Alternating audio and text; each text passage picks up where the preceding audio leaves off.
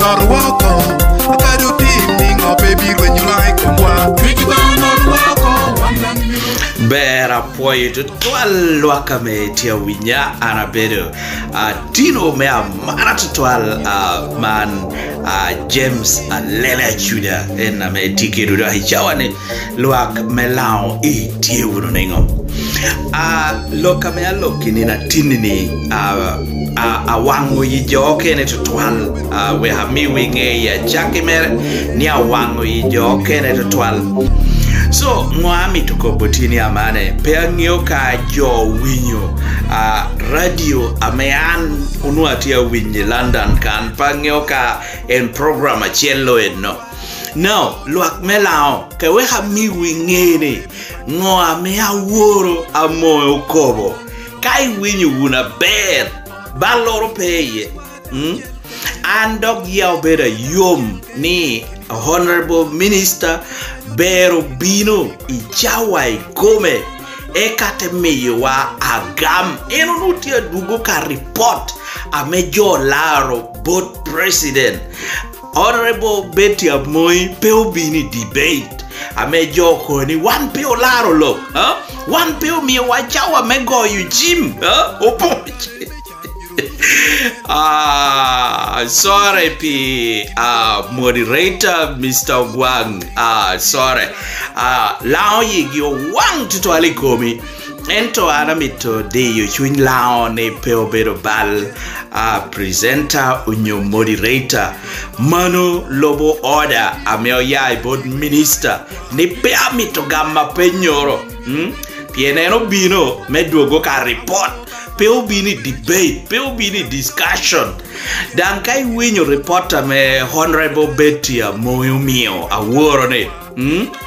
Peo pohere kiri ngoa me jobero lari radio kan. Peo pohere kiri chima me jobero goyo. Kara penya ngoa donu itimi to penyuru kera moy. Eno duogo ka report.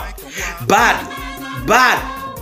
Amoy no miero gam ko chim adeka ngwenoro mewe nge kita me tamalao tikere tia penyo ga me onu akonye minister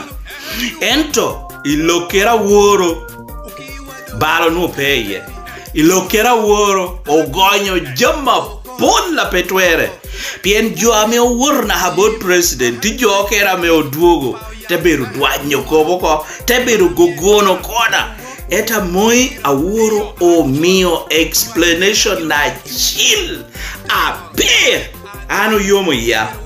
amandung kopti ningo wan loaka me oti laun kopti ni amane moi kitado loho kede ka me o lobo chik mandung tie me pongo badjo ame tie tutung bod yo samudure bi ando akwa yode Ambassador Diction Ogwango Cool miri timu Wunu emergency meeting mebino katunu kede plan B ngwado miri timu Wunu now anaberu kobiwuni an kot ena yedo adwe kojane kadi worri nyim interreligious leaders abe onuo bishop Professor Olua Oluone unuporo koporo da pe atimere pien jo atitung bot Odongo akobi ukovateni jono bedo mafia jono bedo joame loyo ge tek joame ti aggressive yinka ineno jono bino tuho diro o tuho gene diro kun diro gene o kubere kere Betty Amoy chahere chon total Pierre Amoy o bino luo reporter me ana nuo Terry Amoy o bino luo Attorney General y office mere e ka jone te laro kopelango kita tia tek kere kita metia wala moy kere Attorney General te ko ni pe ke we kwa wara kwen chik ka ber ana te dugu in report ngwa me oromo timo oteluo ngudo kune Honorable Minister Petia Kobiwa rwate mere gino Odongo kune ng'ome gino laro. So joni te bino laro tam ote moko ko ni ka miti ko beda ber. Odongo kune tim puppet mi yeni endo duogo ko ite yosam. Ka iduogo ko ite yosam yi laute beda yom jote duogo eka ng'wa wuni te timo ro yopu Wunu election ko meo yuru yut. Pei kuru me ayosam. Yubu Wunu me wuko. Joni te yobu election ko abon koro ena me yosam nutia yiko. Abodang paro. Kopi kom chik jote kwa nyochi hoko manunu lobere kere advice attorney general. A man side yosam tido donkai gina chieleken amegen miero legi ye era yeni god miero ngol coronation miero dissolving ni yera cha peu bino lobo chik kame kut okweda ber en ka chance ame dong side yosam odong kere no aman wini neda moko ni mio dong echo yo wariga but security RDCs, DPCs, kodingogi FBI, kodingo mercenaries, ame gengo ni yera moro do peti mere. So aratia neno ni yera abera pe. Man en ginna me amoyo no miro tim rekchon kodi power ni rekti kwene muze yosam oberu kok ikomodo kune Odongo kuno yellow yosam Odongo kune ti abe ikun yosam ti ikun en kodi gori side da yosam chane goro da unuti side di kuna ya pien polere tubo jo yosam ocho Odongo jo ti ame petikere kodi wich man me mafia me joni ti atikere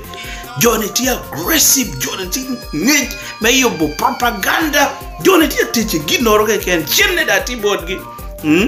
jiti na ndamo so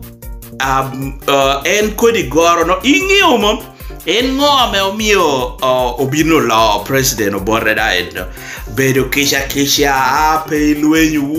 Wunu bedi an pe amito nyaremo we en ngomi obino riamo borre etu huni neno kita Museveni en ni come gadin kede lochere ni ene so lodge kum mira aggressive so en kitu do kure gi obino kede en kita dango gambo kede ti penya chiela me laupe miro penyo kuhu ameti lawoke ngao chao kuhu ameti lawoke ochahere ni ngo man roma akuo me kwalo jo ame owuno jo eka akuo no ena dokota me your promotion akuo no ena me dokota celebrating en ngo ameti la chawo dieno Odongo kuno yelo jo o miro komme nahaman ene na ya beru won nyashi so mako jamme yogo petiu ila onyoni ni so man jo ameti side yosam an amito kobiwuni baldo tie pien gamente amoy endobino kwa igino kene amegino laro gino Odongo kune amoy ti amito bino do elera city so enti atimo ginoro long pien jo ameti side Odongo kune polere oberu jo me mafia jo ame kirigite en kodi style ame amoy da tie tikere so enak ti amito ni Odongo kune mi echi here mergo ni tekido ngeno kere rap eme yo lao support meneno ni maro jo yera moy wuni nero wuno awanere bua moy obino kerro ni kerro chik jo Odongo kune pemiro yeliosam ento Odongo kune meda pe woro chik pe luoro police naha utunu nu ginna meti emito so dongi wun jo bod yosam etan kwachatini amane kwachatini wando kuru Wunu legwa bedo kai ngoa me kora kobo ka kot umoho ni udong kune olo ana kwa yuone uduo wunu chien uti wunu kara chiel piena man wuni ngio wunu kuida me peho me lao tie o jol iwinyo joti aberu koni wan laudo neno chano wol wan laudo tubere bor wan lao karangao kelo tubere ni dwe chalo kieno do kure ena mano bino do habino loyewa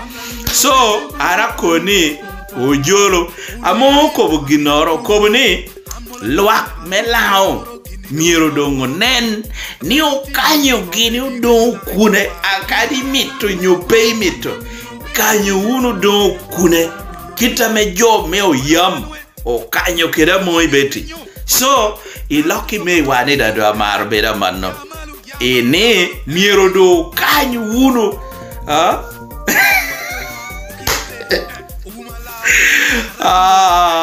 loko yomo yai koma moi tutwala woro eno ni luak melao mieri nenni kanyo uno do kune kita me job me o yam tia kanya kede pimwa ka bi dano ka o yero do tum jo pe kardu dan jo pe mari duj ata man no beru kopora pire tegba karo daguna moi eto ko bateni uko ber uko point jamina no tiede a moi ti gamente tiukere chik gamente olobo chik so a moi pero mo bino bending chik ne piena ne yai lao so ana kwayo de kopete kwaro me lao pe moi en chao pe o gwang moderator en chao o biro kumwa lai kumwa wanu doe kumwa uji wano uwitoe wano maro gimate ento wuni nero wunu side da jo ame onu tiere bod yo chamchane uberu doe jo ame gubugi meti mugino ratek aggressive me eno mio wuni nero wunu lockdown tedo bino lo yogi oko do ngara kwa yo lao achala tin lao ni koptia tek pe manugina me oramoluor wunu kobo koptia tek ba ena koptia teki o legu no kane kot meni dwe piario rio me dwe me aboro akobungo ka korumo ne odongo kune olanyo ko coronation waranyim ana kwayo laone oduogo obedo karachiel owordo nyim amoindo katoko endo rida mara dadwa tikere gumo mere nien achalo minister don gupo ni en na eno no miro rekti kere chon itineno so an kwacha dong me agiki bo laone odi wunu chunywa uberi wunu mod uwe wunu tubere uwe wunu lokarecho uwe wunu yetu jo wano neno jo kere tie nuti apango jo apamba me yetu dato kayini ti kesoro ikomi ibini te gammi komi ibini te gammo kopi komi bala ana lela di an polere ana gamo kopani koma